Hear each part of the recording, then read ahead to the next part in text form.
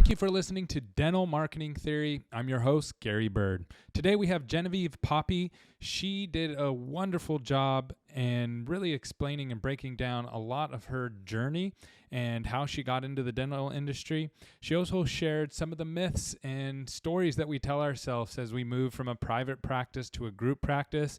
She also dove into imposter syndrome in dentistry and how to tackle that. And also, we covered some topics around why your org chart might be working against you. Genevieve heads up Poppe Practice Management and really honestly has probably forgotten more about dentistry than most people know. So I'm really looking forward to sharing this episode with you, and I hope you enjoy it. It would really help us out also if you just give us a quick thumbs up and you share this podcast. Have a great day. Genevieve, good to see you. How are you doing today? I am doing great. Thanks for having me this morning. Absolutely. Thank you so much for taking the time to join us today. We're excited to talk through your story and about what you do and how you make such an impact on the dental industry. So you had a birthday recently, right? I did. Yes. Happy Older birthday. than I care to admit. So I was reading online. So I saw something online that your grandparents used to call you and sing happy birthday to you. Yes. Yeah, that's special. So I had a funny story that actually reminded me about something. So my mom, when I got older, moved out, my mom would always make me a cake when I was younger. So she would mail me a cake in the mail as I was 18, 19, 20. And so I'd get this cake. It was all smashed up. Candles were mixed in. It was not editable, but so I didn't tell her forever though. So I got those cakes for a long time, but it made me think about that on your birthday. Oh, I love that. It's very sweet. Those are the things that stick with us a long time and then cause us to create our own little traditions for our families and kids. Absolutely. Absolutely. So I also saw that you went to Wrigley Field recently. How was that experience? Was that your first time?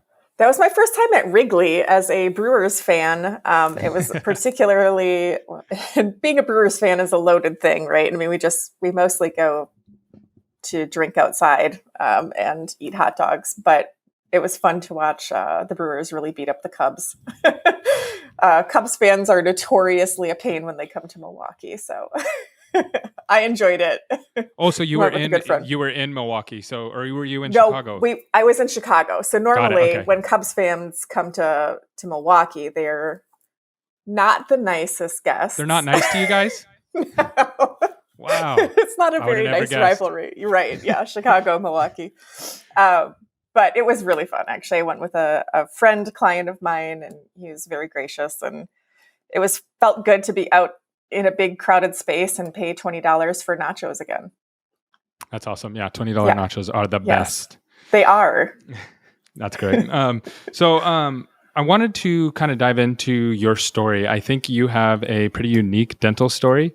Kind of starting out, I can relate a little bit to your story. I also was a naughty teen growing up, and that kind of forced me in a certain direction. Mm-hmm. And I found it fascinating how some of your decisions kind of pushed you into the dental industry, and then where that led you, and what you learned from that. So would you mind kind of starting at the beginning of that and working through that?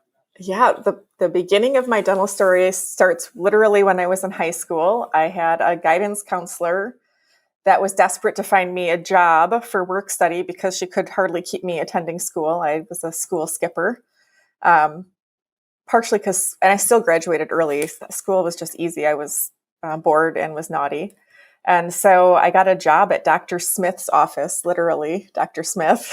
And I started with just the very basics in the office. I did recare postcards and was a hygiene assistant and perio-charted with red and blue pencil for those of us old enough to remember doing that. And at the time, I thought I might go into being a dental hygienist. But because I was a naughty teen, I wound up graduating high school pregnant. And it forced me into a little bit different direction. I wound up dental assisting and then realizing that I really loved that, and then making my way into office management. And ultimately from there, realizing I was pretty good at growing a dental office and that I should maybe try to do it for myself. And I left my dental world briefly to work in private equity, and then got the idea that I could maybe create a fund or use that path to create a path where I was an owner of dental offices. Mm-hmm. And so I do think my path in dentistry is a little unique in that way. There are certainly more non-dentist owners now than there used to be. But I really learned a lot, and it's really positioned me in the consulting world to have a very, very gritty, practical relatability. Yeah. So I love at the beginning of your story how you said you loved that you were able to miss school so you could go work, and that was something that really motivated you. But then obviously that grew into something, right? You started to enjoy it. So what was it about dentistry that drew you at the beginning stages? At the very beginning stage, I thought this is a great job, right? Like it's no nights, no weekends, or at least that's how it was in the 90s. And it's changed a little bit. It used to be very, very banker hours, right? Right. And I thought it would be something that I could feel I was very professional. Like it felt like a very professional thing to do to me. And that mattered a lot to me at the time, that I could sort of elevate myself out of the way. I'd always been perceived as like this poor kid with just the dad, I was kind of like the friend that nobody wanted their kids to hang out with, so like the idea that I could have this like respectable professional life and wear white pants, like that kind of initially appealed to me. I looked fancy. But then I just really found, especially as I got into dental assisting, I found that I really appreciated helping people feel fixed up again. I had terrible teeth as a kid. I only went to the dentist when things hurt. I had stainless steel crowns on my molars, even into my adulthood, that I didn't get fixed until I was in dentistry. And so understanding the confidence that could bring back to people very personally, and the way that you could help people, not just like with the aesthetics of it, but with the feeling like you've taken care of yourself or that you figured out how to afford it. Those types of things really mattered to me on a very personal level, and I could still kind of geek out about them. I think that I know most people in dentistry still care about that, but I think we've gotten to be in kind of a different place with dentistry, and our own insurance focus sort of forgets some of that personal element that's still there for people. Absolutely. Yeah. It really does make a big difference in people's lives. So that's what drew you in. And then you became a dental assistant. And then what was that? And cause I know a lot of people are going through this right now. What was that point where you said, okay, I'm a dental assistant, but I want to make this transition into more of the business side and less of the clinical side? When did that light go off and how did that happen? For me, it was almost accidental. I followed a doctor that I had worked with when he was an associate into his own practice, and he this experience shaped a lot of my future path in dentistry. But he, like many doctors, acquired the team with the practice. It was a very dysfunctional team with some nice people that had been poorly managed for a really long time, and one not so nice person that happened to be his front office person. And there was a lot of stress and tension with keeping her on, and ultimately the doctor let her go. And I just sort of had to figure it out up front. Like it was just kind of me and him. And it turned out that because I understood his dentistry and I had assisted him, I was actually much more valuable to him on the front end of the patient experience. I could close treatment. I could bring in new patients. I could manage his schedule in a way that previously hadn't been able to happen for him. And so I really just sort of fell in love with running that part of the day and that part of the patient experience. And then kind of, I guess, in my own entrepreneurial way, brought that to his practice even back then, just sort of took charge of it and made it my own. Got it. So, so it was really just creating those opportunities. You created opportunities for somebody else and they noticed it and you slotted in more to the business side, which makes total sense. And then at what point did you go from that, hey, I'm helping somebody, I'm more in the business side, I'm less in the clinical, to I can do this. I can be the entrepreneur now. And you were kind of like, sounded like you were an entrepreneur there for a bit. What happened there and how did you move through that transition? It's funny because this doctor, while I'm grateful to him for so many parts of my career and my work ethic and the things I believe about dentistry, make no mistake, he was a difficult doctor to work for. Very, very difficult. Kind of an old school, I'm the doctor, authoritarian type of management. And honestly, I just felt like so many days I saved him from himself, right? I saved him from bad interactions with patients. I saved him from bad choices. And I really realized how much of his success was the direct result of my hustle and my work for him and my sacrifice for his practice. And honestly, it started with saying things, with some of my coworkers, like, this place would be so much better if I owned it and I could hire a dentist. Like, that was like the early idea. And then I wound up just not seeing that, like, that I could really do that. I, came from basically a dental assisting salary. But I realized I couldn't work for this kind of toxic person forever and continue to throw myself under the bus for him every day for no real ultimate gain. And I took a job outside of dentistry. I went and worked as an office manager in a small private equity firm, which was a huge departure for me. But I did it because I actually was so loyal to this office that I built up that I felt sick at going to work at another office. Like, I just felt like I couldn't even do it.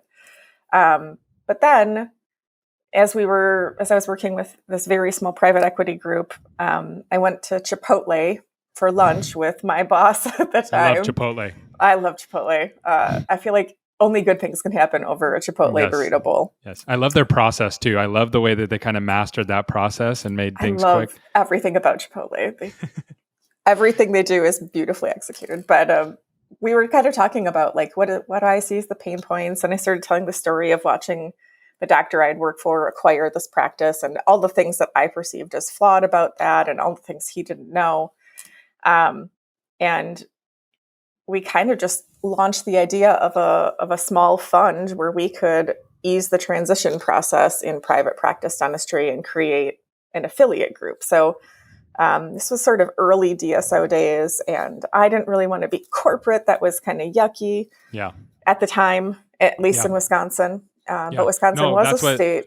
That's what I was taught as well. I was taught, because I only worked with single practices, and everybody, every consultant, every dentist that I ever talked to said DSOs are the devil, and that's like the worst thing in the world. Right. And bad dentistry. Only bad dentistry happens there, and only good dentistry happens. And that was the story, right? And so we created at the time what would be an affiliate model where we had our individual locations be able to have a majority ownership earn out in their location, but still hold this parent level. Real quick, before you dive into that, so when did that, I'm interested in when that transition happened in your brain that's not the truth, right? About DSOs. There's good DSOs and bad DSOs. There's good single practitioners. There's bad single practitioners. There's good office managers. There's bad office managers. When did that transition in your brain happen? Was it during this process? Yeah, it really was. And probably backwards of how you might think. The more private practices for sale that I evaluated to purchase, the more of them I went through, the more I realized a private practice does not equal great dentistry. It's not a guaranteed correlation. And so, if that could be true, then it could be true the other way. And then as we started hiring in young dentists that had come from these corporate backgrounds, I realized many of them were great dentists. And so it was very firsthand that I realized that the quality of dentistry doesn't correlate to the corporate structure that you operate under. Now, there might be pros and cons of private practice versus DSOs. Sure. Obviously, that we could talk about those all day. But anytime somebody wants to kind of get uppity about corporate practice to me, I'm like, well, I've had the unique experience of seeing a lot of dentistry firsthand. And I'm not a dentist, but I can tell you based on redos and fall apart rates and, my own eyes, I was an assistant for a long time. I have learned a lot about dentistry, that there are a lot of really nice guys practicing really bad dentistry in private practice. A lot of really good guys practicing really good dentistry. There's just you can be good or bad. It doesn't really have to do with that setup. Yeah, absolutely. And then so now you're part of an affiliate, you called it? It wasn't exactly a DSO yet. Right. It was an affiliate group. We had a parent company that initially sort of wholly owned these private practices. And then there was I guess what would be essentially sort of a management earnout set up for majority ownership of each of the dentists. So just the idea was to give more of a private practice autonomy type feel for each of these young doctors, born in the best of intentions, wrought with tons of issues. So, anyway. So you had 7 practices. We did, yeah. And then what was your role there? What was your title or job, or were you kind of wearing a bunch of hats? I was, initially co-founder, director of operations. My partner had no dental operational background. So initially, he was a private equity guy. Mm-hmm. He could write a fund or raise a fund and keep a cap table and model stuff. And I don't want to take away from those skills, but they had very little to do with getting a dental office actually transitioned and up and running. So for a long time, really the first 4, I was the only operational person, really, which was a lot. I did all of the marketing. I did all of the management, all of the hiring, all of the firing, everything. I worked basically all the time. That's what I did. And then I did bring in a second person to help me a little bit as I focused more on recruiting and acquisition, and learned a lot of painful lessons in that process. Yeah, let's talk through that. So what did you learn through that process of being there? And now you've gone through the gamut. You literally started as an intern, so to speak, and worked all the way up to actually owning practices. What were some of the lessons on the owning practice side, and what kind of drove you out of that and moved you into consulting? Yeah, well, one of the first things I learned was that my initial theory and idea, and it sounds so naive when I say it now, it's hard for me to not laugh, is that I thought, truly, I was young, pure. I just thought, this is going to be so awesome. We're going to create an opportunity for young dentists to go from A to B faster than they could ever get there on their own with so much support. I know exactly what to do. I'll tell them exactly what to do. They'll be grateful for that, and then we'll all be successful. And that didn't work? No. It wasn't, my input was not always received with such gratitude. And often, when you are in the position of being both the person who is, has fiduciary responsibility for investor money and the pressure of performance of these businesses, and you're the one with the know-how who has to give the direction and the feedback, I was in a position of having a lot of hard conversations. And I was ill-equipped to do so. I didn't have a background that set me up for being super successful with those things. Mm-hmm. And then the other side of it is, unfortunately, I had a partner who would privately prop me up to go have those hard conversations. And then after the fact, when they didn't go great, would completely undermine me. Yeah. And it was really toxic, and it went on that way for years. And ultimately didn't work out, which is why I'm not doing that anymore. It was not a very healthy partnership on that level. And then how did you break that? I mean, it's not easy just to leave something that you own. How did you end up breaking that relationship and getting into starting your own consulting firm? At the end of the day, I was basically voted off my own island. It was really, really painful. It was honestly one of the single most traumatic experiences of my adult life. I was really devastated. I put years and years of my life on the line to build that whole thing.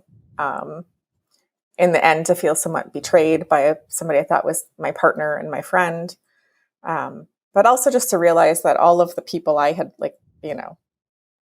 trained up and brought on and lost sleep over their well-being, when you're gone, very few of them really care. So it's a lesson to be careful and to be cautious about how much of your own value or worth you put into your job, which for me was almost all of it. It was a hard realization. So what was some of this? So it's a rough transition, right? And obviously very impactful. And I've been there as well, where you're dumping your life into something and that something blows up, and it's like, well, then who am I and what am I doing, right? And Correct. so what were something good that actually came out of that for you then? Was there any positives that you were able to draw out of it? The positive for me, I guess, was in the making it through, right? So when I left it, my confidence was definitely rocked. I felt like I wasn't even sure if I could be a consultant. If I could, I started doing some just phone skills coaching, and I wasn't even sure I was qualified to do that. I was in a very low place confidence-wise. But as soon as I got to interacting with other offices, and I saw that there were people who were grateful for my insight and were happy for my help, and that I could make big differences in their office and small moves, it was really reaffirming that this thing that I cared about and loved so much wasn't gone for me. It wasn't over. I didn't totally lose it. And in fact, it gave me a new path to do it in a way that's actually much more rewarding for me. That's awesome. And so, and I've heard you speak about this before, and I think this is prevalent in the dental industry, is that imposter syndrome of, I'm not supposed to be here. I'm not supposed to be helping these people. I'm not qualified. Even though you might be the most qualified in that particular subject, it tends to creep in. So you were able to overcome that through this process? It took a minute. It did, for sure. But I feel like I did overcome it, though I'll be honest, I think all of us still have those moments. I'm going off to ADOM to speak this week, and every time I prepare a talk, I think, what if I say this whole thing and then everybody in the audience is like, duh, like. That makes me feel good, because I literally go through that process myself. I'm like, is this... Yeah, I'm going to say something so stupid that everybody's going to look at me and go, that's the stupidest thing I've ever heard. So right. Yes. I think a lot of people deal with that. In fact, what I was told, someone once told me that if you're walking up and you just are like, I'm going to kill it, I'm the best at this, there's probably something off there, right? Like there should be some nervousness as you walk through to either speak or do something big that's pushing you out of your comfort zone.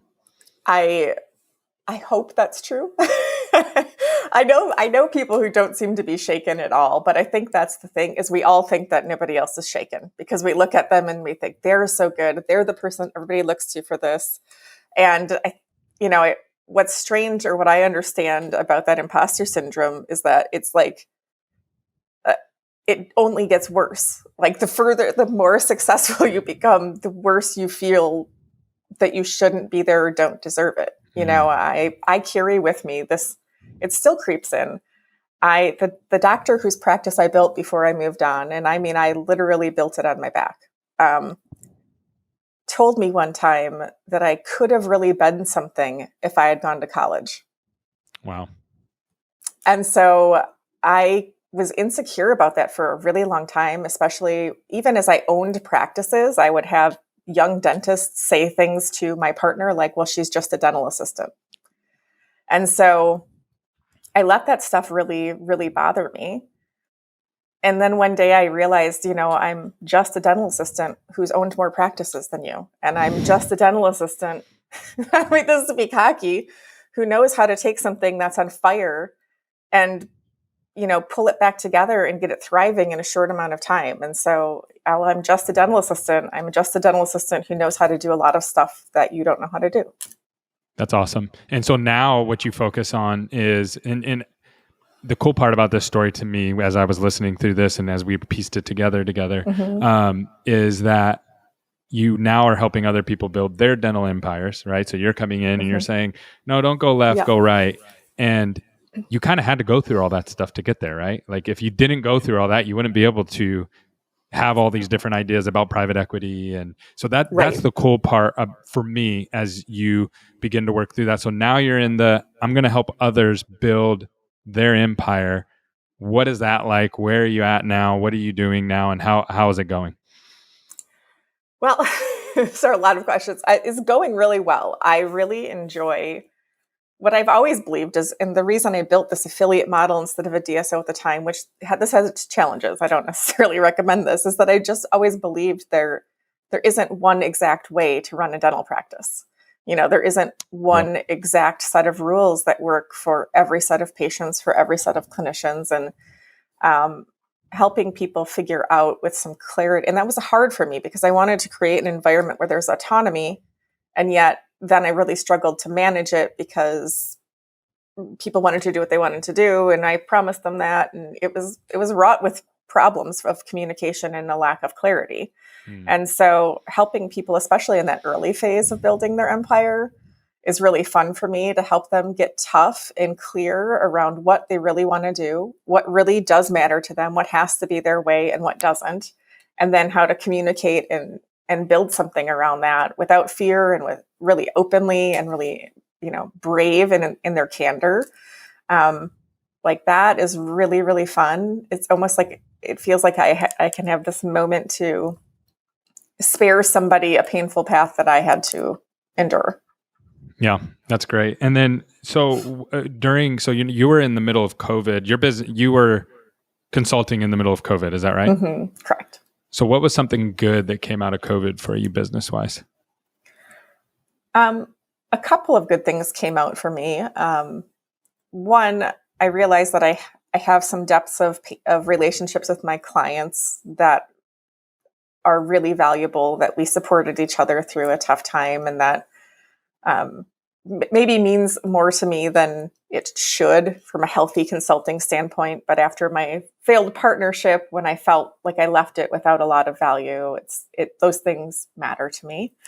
But also I had been traveling just a lot. I mean, I was gone all the time. And so realizing that I could still have effectiveness in shifting more of my coaching to virtual. So you were traveling, just to be clear, you were traveling for work a lot. Oh, yeah, a lot. So COVID caused you to go a little bit more virtual? Yeah, which has just given me back some balance.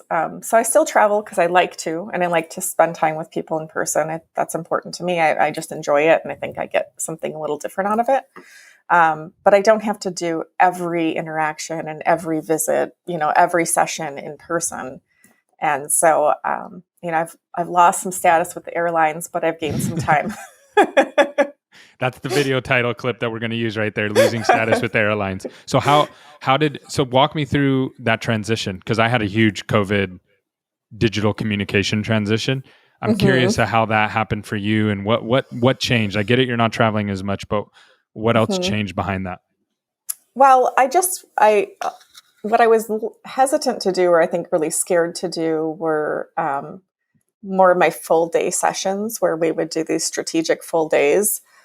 I just struggled to imagine that could be done very effectively via Zoom. And yet I wasn't really reluctant to travel, but my clients were starting to have budgeting issues, and, everybody was very scarce and for a moment there. And I just said, well, why don't we try this? And I just made a pivot and I tried to keep going what I could get going. And it wound up being really valuable to my clients. And then I realized, hey, I can do this and actually deliver weirdly an almost more on point session. It stays a little bit more on task and a little bit more concise when you do it that way. And so I just had to get I guess like everybody, we had to get our clients a little bit on board with getting their own Zoom setups. And luckily I have an assistant that was really helpful at sort of like front ending that and doing tests with people and things like that. But once I got through the first couple, I started to feel really confident, and then really started offering it up as my preferred option. Almost sort of, I don't want to say penalizing, but adding not just travel expense, but a travel fee, so that it covered not just my travel, but some of my lost time. Yeah, because you lose a day there and a day back usually, right? So exactly. So what made it better? Like why is Zoom better than flying in? And I know sometimes it's better to be in person, but as you were moving through that, what were some of the things that you noticed that improved that experience? I have found that people are a little bit less likely to waste time on Zoom. So less tangents, less storytelling, less, which is, I like. It's like, want to keep a part of it, but sometimes days go long when you get a bunch of people who are chatty and it feels like we've just got the day, and, it can go off track. And so strangely, I think people are looking to get to it a little bit more. They're a little bit more focused when they're in a Zoom environment. That's great. I'm glad you were able to flip that and use that to your advantage and also get more out of it. That is really, really cool. So I'm circling back really quickly. When you started that group, I know a couple really key things came out of that. I know that you learned a lot about Invisalign and impacting your top line, insurance, profitability, phones. What were like the three biggest things that you now look at? And if I was a client and you came to me, and you said, "Hey, Gary, we got to fix these three things." What are those three things that you run to right away that you focus on? The three things, and they're so not sexy and they're so not what people want to focus on, are really your new patient conversion, your ability to capitalize from your marketing to new patients, which we can talk about, which just was a huge blind spot for me initially, which are your team's ability to effectively answer a phone, not just answer questions. The second is your ability to sell treatment to those patients, like actually get them to do it. Actually, and the get third, them to say yes, right? Yeah, is how you retain them, which comes down to recare, which is mind-bogglingly underserved. Where like every office I know puts their automated reminders on, and that's their recare. And if they really look at it, they're like, well, we have 40 new patients. I'm like, well, if you've had 40 new patients every month for the last 2 months, how many days of hygiene have you added? Well, none. Yeah. Okay. That means you're bleeding somewhere. It's called churn. Yeah. Right? You need to look at that. And so, those are not like the sexy things, and they're not things that people really want to do or focus on. And they're hard, especially the sales side of it, which comes down to the new patients and the treatment acceptance, because we literally create team members in those seats that are almost the opposite of what you need in those seats. Okay, so the right people, right seats. Okay, so let's work through those. So, new patient conversion, and I'm huge on this, right? Because this is our joint passion. Yes. So, this is a lot of times, and there's a lot of bad marketing companies out there, and marketing companies have a bad reputation. That's like on consultants, them. Just right? like consultants, same thing, right? And I get why. However, with that said, a lot of dental practices marketing fail because they don't have clarity around conversion. They don't know what Susan's phone conversion is for marketing patients. And it's hard to convert them. It's not easy. If you're just walking in, or you just said, oh, I just gave them training one time, and there's zero accountability and there's no KPIs, they're not going to convert those. Right. So how do you come in and help people solve that? And then what's the next phase? So phone, everybody knows about the phone, and we'll spend a little bit of time on that. But then how do we move into the office and retain those? Right. Well, the phone call is so critical. And I'll tell you what we do is we hire people for our front desk who answer the phone. And it's literally the first thing we have them do.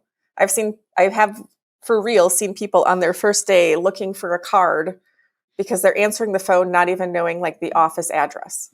They're that ill-equipped to be picking up the phone. Yeah. And what we do is we teach them just pick up the phone and answer questions. They don't even recognize an inquiry as a potential sale. So if I ask teams all the time, like, how do you do with new patients? Every single one of them will say, pretty good. Pretty much everybody who calls schedules. Yep. Unless they have Medicaid. And that's and I say, so, okay, everybody calls schedules. And what they mean by that is everybody who calls and says, I'd like to schedule an appointment, schedules. Yep. But anybody else who says, do you take this insurance, or how much is an implant? If I ask them about that, they'll say, well, they just wanted to know if we take this, or they just wanted to know how much this was. And I'm like, no, that's not what they wanted to know. Wow. Yeah. What they wanted to know is, can you see me? Can you help me with this? So when your front desk is telling you, so if there's a doctor listening to this and your front desk tells you we convert everybody, really they're converting 50%?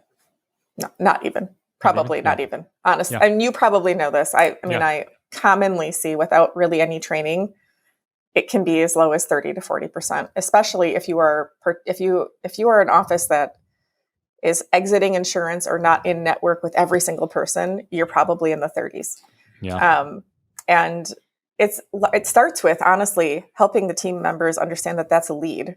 Yeah. I don't truly think it registers as a lead to them. And let me just frame it up this way, so to make it simple, because people like square numbers. It's so if you're spending $10,000 on marketing and you're at 30% conversion, that means 7,000 of it is lost on the phones, right? That's just gone. And then to your point, now it's you lost a lead or you didn't convert. The way I look at it is, if you're spending $10,000 and you get 100 leads, you're paying $100 to make that phone ring. And I'm just using round numbers. Yeah. So each person that doesn't convert is like you're washing $100 bill down the drain, right? Correct. And your team isn't aware of that, and they're not. I've never met a team without them being coached, right, that understand or look at it that way.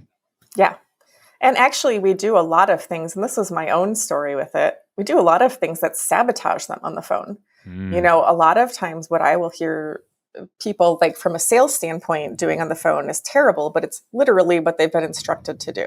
So my own best example of this is I used to have two of my offices were about 3 miles apart in Madison, Wisconsin. Same basic market, same demographic, same marketing budgets. One was seeing about 45 new patients a month. The other was seeing, lucky to see, like 12 a month. And, you know, I just kept getting, nobody wants to schedule, you know, we're not getting calls, And this was before I had phone tracking. And I had this lucky stroke of fate where I had the office manager and the front office person at the second office out for a couple of days. And I was literally there answering the phones myself. In the first day I was there, I scheduled 8 new patients, which showed me that the phone was ringing quite a bit, actually. But one of them stands out to me to this day because it was a young kid who had said, hey, do you guys require an FMX? That was his first question. And in my head, like I thought, oh crap. If either of my team members had answered this, they would cite our X-ray policy and say, we do require our new patients to have a current full series of X-rays and because they're being good policy upholders. Yep. But instead, because of the position as I was in, I said, well, you know, we would love for you to have one, but tell me why you ask. Right. And he's like, well, I've been going to Dr. So-and-so down the street, good, reputable doctor, my whole life. And it's his policy that once you turn 23, you have to have an FMX. And I said, oh, well, is there a reason you don't want to have one? And he's like, well, I would. This is how I know he's had this explained by a dental person. I would, except that I just had a pano and I'm not eligible for an FMX. And I'm like, oh, okay. I said, well, how about this? We would love to have you. Why don't we get you in for cleaning and checkup? We'll get those X-rays sent over here. And if our doctor feels like you need an FMX, it's on me. And he said, are you serious? And I'm like, yeah. I said, you know, well, otherwise, if you're healthy, we probably won't need it. We'll take it next time you're eligible. And he's like, oh, okay, great. We scheduled this cleaning. And then he's like, oh, by the way, do you guys do Invisalign? And I was like, yep, we sure do. He said, well, that's great because my mom just said she'd pay for my Invisalign. So this doctor down the street lost a call over $100 FMX, and I got a $5,000 Invisalign call just because I simply said, "Yep, tell me more." You explained it, and you explained it in a way that they would understand, right? Like, he had no idea what he was talking about. And to your point, just so everybody hears you loud and clear, it's not that you have horrible front desk people. It's that they haven't been trained and they haven't been set up for success. Like, that's the bottom line. And if not, you're going to lose more than half of your new patients on the phone.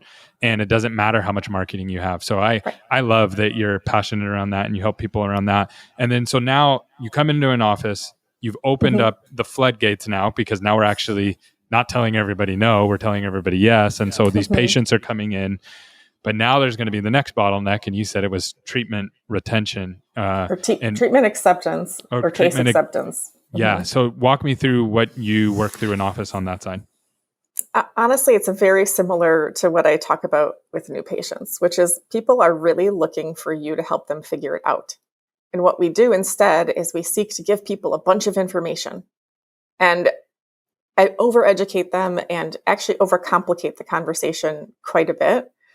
And we're weird about money and we're weird about insurance. And so then we make patients concerned about insurance. And so every office I go to will say, you don't understand. these people want to know exactly what insurance is going to cover. And very seldom have I met a person who actually wants it written in blood that it's going to be $54.60 instead of $60. That is us. We spend an insane amount of time trying to figure to the penny, and then we're wrong, and then our patients are mad because of $17. And so then we're super upset about people being mad that one time, and then we get even more over the top in our desire to protect our AR and make sure they're going to pay. And it's this, almost every person that has a case acceptance problem will tell me how good their AR is. It's because they're having money conversations that are so alienating that the people who were just going to do it anyway, they'll do it. But anybody else who needed a little help figuring it out is just not going to do it. And so you'll have great AR, it'll be really low, and you'll also have correspondingly low production and treatment acceptance. Wow. Yeah. And so what I hear there is you're stepping over dollars to pick up pennies a lot of times. 1,000%. Okay. Yeah. My whole thing is to really teach them to simplify that conversation and then to get comfortable helping somebody figure out how. So what I see in the way we present treatment typically is like we slide the treatment plan across and we basically say, here's all the information. Let me know if you want to do it.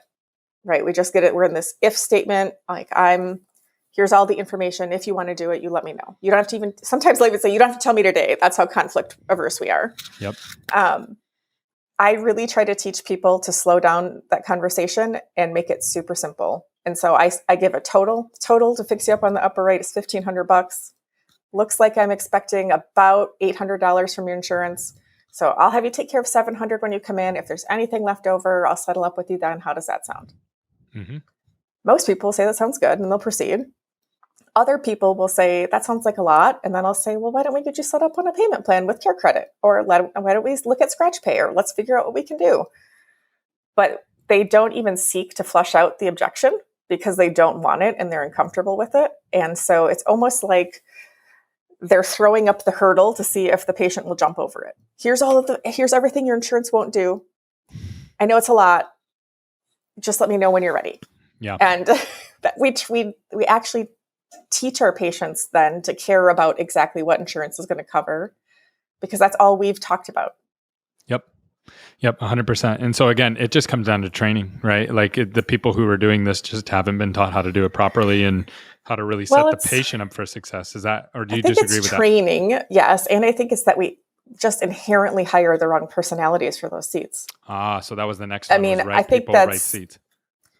We hire the insurance expert, right, to have treatment coordinator conversations. And I see this happen all the time. I'm not taking away from insurance knowledge, but frankly, the person that loves doing insurance is very likely not your most successful, extroverted, high I treatment coordinator. So let me get this straight. So if you're slaying the insurance dragons every single day and you are battling with them and you love that, you're probably not the people person on the other side that should be presenting those fees. Yeah.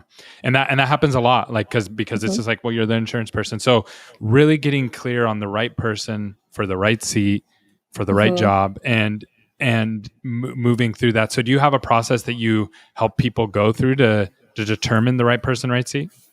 Yeah, well, we do. And you're understanding your own org chart or your own structure is way more essential than people think it is. What we do all the time is we get busy and then we hire more people to be busy with us.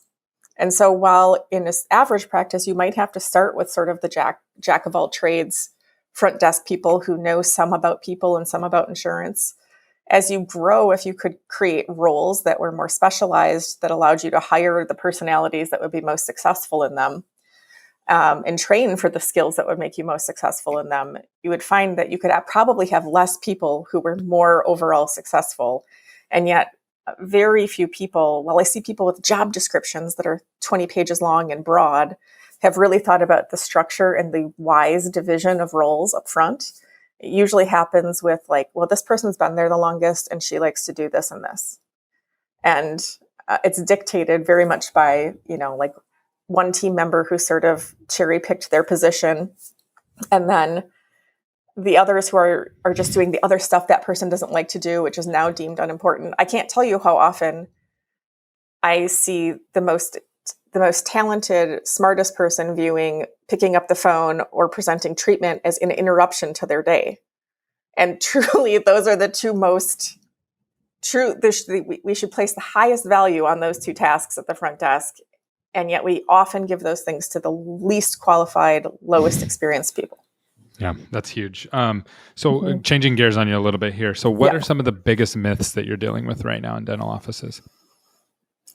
That people only care about their insurance, I think, is one of the bigger myths in dentistry currently. Kind of going back to what I was saying, I think we care about their insurance and we teach them to care about their insurance. Or that, people only do what their insurance covers, or, like every time I look at, the amount of treatment we're diagnosing versus what we're putting on the books, what it comes down to is this inherent belief in dentistry that, there's this magic set of good patients who will just do all dentistry. And that's who you need to find, marketing person. You're finding bad patients, right? And then all the other people only will do what their insurance covers and only care about insurance and have no money and will spend no money. And that's just simply not true. It's our own ineptitude as an industry to communicate differently about it and help people to proceed with dentistry instead of judging them. Yeah. So I had to actually learn how to deal with that, right? As a marketing company, because I was told that all the time of like, well, these 2 patients accepted all their treatment and these 10 didn't, and they were just horrible patients. So I was on a quest of what makes these horrible patients? So what I would do is I would take a very systematic approach to it. Is I'd take those bad patients and I'd put them on a map with the good patients. And I'd say, okay, the green patients are good and the red patients are bad, or didn't accept all the treatment or didn't accept any treatment. And then I would go in and run incomes of those areas. And then I would do a comparison, and I would start to go in and say, well, wait a second. These bad patients live right next door to these really good patients, and they have more money than the bad patients. And we'd even go sometimes as far as, going in and looking at the neighborhoods and all of that, and really breaking it down so they can actually see, like, this is where this person lives and they didn't accept any treatment. And then we went back and found the call and how they searched for us, and they were in pain, and they called and they said, man, I need this taken care of. And they didn't have insurance though, or whatever. They were self-employed, and you lost them. And they're a bad patient. I'm like, no, they went somewhere else and got the work done. Like, for sure. Like, for Promise sure. You. Yes. You offended them so bad somewhere in your process that they're just gone now, and they're never going to come back. And you lost all the referral opportunities. And it's fascinating to be able to see people's mindset change on that. And I know you go through that and help people with that. It's just, it just totally changes. Okay, we need to go in and start fixing some of our processes. And we all have this in business, right? And I think sometimes people don't want to deal with that. Is like, I don't want to deal with my broken processes. I just had somebody message me this morning, and they were like, hey, phones are ringing off the hook. Great job. Onboarding was a little rocky. Here's some of the things that could have improved. And I was just so grateful that they give us the opportunity to learn and get better. And we all have those things in our businesses that we have to deal with. And so I love that. That is a big one there. And I think that is something that we just have to overcome, because people want dentistry now in America. We've gotten to the place now, and our market saturation is horrible, but people want dentistry, and someone's going to do it. That's the exact thing. I try to tell people I work with offices all over the country, and I have yet to discover one practice that has an actual legitimate set of these people. That's not a real thing. Like, these people isn't a real thing. And in the number of phone calls I've listened to, which I know you have as well, the number of times I've heard a person call and say, I don't have insurance and I don't care how much it costs because I value your higher education, doctor, because you're so great. It just doesn't happen. I mean, I know that's what we hope is like, will differentiate us to most patients, is like that we have this specialty or our doctor's done this training. And I'm not saying it doesn't bring value to our patients or that they can't come to appreciate it. They will. Yeah. Doesn't mean they're going to start off appreciating it or that they have to. Yeah, 100%.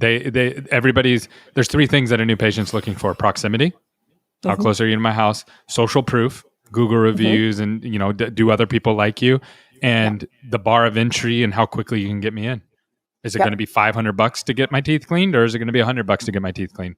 And can you get me in today, or is it going to take 3 weeks? That's what new patients care about. And for emergencies, it's like, and you have to get them in within 24 hours, right? You got to get them in right away.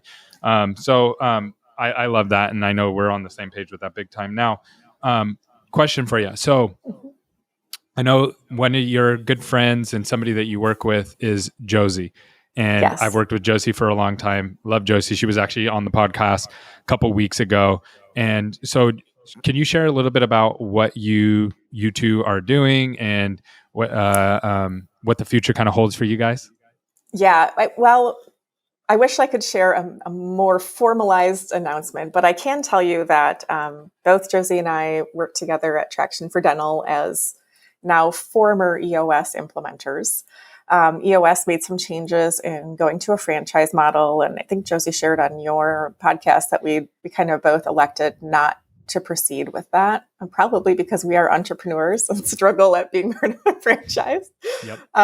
But love what bringing an operating system to dentistry has been able to do for both of us as consultants and obviously for the clientele that we work with. And so we are currently putting our heads together at a revamp of an operating system that is dental industry specific, called the Dental Operating System. And if you're in our Facebook group, or if you're not, it's now called the Dental Operating System. And we're really, really excited about it, but it's not quite ready for like full on release yet. Yeah, it's needed though, right? Like there's Very nothing much. really like that for dental that kind of sets the standard of this is what you should be doing in dental, and this is the baseline for dental. Yeah, I can tell you, I have worked with so many offices that have done so much work into training and consulting and painstakingly writing out systems, and yet they look around their organization and nobody's doing it. They haven't put it on top of an operating system that lets them measure that it's happening, that lets them have eyes on the actual impact and effectiveness of it, and help them keep it going and help them make it stick. And so that's why we're so passionate about continuing this path in terms of helping people implement an operating system for their business, just taking it into a little bit more of a dental specific route for us. That's great. I'm excited. Yeah. I cannot wait to learn more. And you guys promise me that we'll you're going to come back on and make a big announcement. Cool. That's awesome. Okay, great. Also, you're really busy. So you're not only doing that, you're currently helping a bunch of people. You're building a dental operating system, which is huge, right? And then on top of that, you're also a part of the ADMC. Can you tell us a little bit about that? Sure. Yeah. The ADMC is a group. It's Academy of Dental Management Consultants. We are a group of, vetted, good industry consultants who really work together to help each other be better for our industry. That's what I really love about it. We're a group of consultants that if we don't have the answer, somebody in our group does. And so we're good at referring to each other or helping people find that best resource in our industry. And there, like you said, there's a lot of marketing companies get painted with a broad stroke. This happens with consultants as well. And I think a lot of that, honestly, sometimes comes down to not finding the right person you need at the right time. Yeah. When it comes to consulting. And so I'm on the board for that group in terms of managing our sponsoring partners and bringing, vendors into our group that are good fits for our clients. So that's it's awesome. just another little thing I dabble in. That's great. Yeah. And when is the next event? I think we're going to that one. Yes. We are having our conference November 9th and 10th in San Antonio. That's awesome. Yeah. Great. Looking forward to it. And then this is totally off base. I'm going 180 degrees the other way now. Okay. What is your favorite marketing campaign of all time? I thought about this a lot because I'm a child who was highly impacted by marketing. I grew up really very poor. And I'm not saying that like I lived in a hut, but I never had the name brand thing ever. Mm-hmm. Yeah. I was the one child of the 80s who never had a Cabbage Patch doll. You know, I never got the name brand anything. And so I didn't even get name brand cereal. By a grocery store, we had a generic aisle. Like everything was black and white with no, you know, like we just got the cheapest, most generic thing ever. So like every name brand that I perceived as cool or like that people who had money had, I wanted. I think sort of the height of that for me, like in the 90s was like Calvin Klein ads because like I was a teenager and they were like sexy, but like also kind of cool and preppy and represented some like attainable level of luxury in my head. Plus Marky Mark, top shirtless was, you know, impactful. I think seared into the brain of a lot of women my age. that I remember those ads. Those were during the time of, there was Tommy Hilfiger, there was Calvin Klein, there was like all that group. And you're 100% right. It really, I mean, probably the jeans weren't any different than the generic ones or whatever at the store, but probably not. No. But yeah, it just having that tag was a big deal. And what it represented. Yes. Yep. Yeah. Awesome. Well, thanks for sharing that with us. So share with everybody here if someone wanted to work with you or learn more about you, how could they find you? Sure. Well, I'm pretty sure I'm the only Genevieve Poppe on Facebook or LinkedIn. Poppe is Poppe. I'm fairly easy to find that way. But I have my own, until dental operating system is totally ready to go, you can find me on my own website as Poppe Practice Management. Awesome. Well, thanks so much for coming on, and we can't wait to share this with the world. And I really appreciate you being vulnerable and sharing your story and just helping people. Awesome. It was my pleasure. Thank you.